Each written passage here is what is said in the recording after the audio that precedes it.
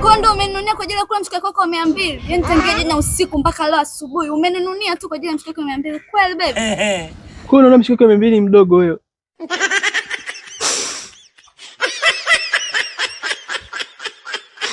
Ni bwana kuamini sasa. Anaenda kuchukua mshikaki wangu 200.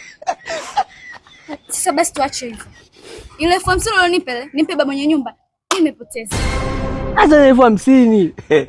Mshikaki kwa 200 mimi naweka ndani ndio nataka nile baadaye unaenda.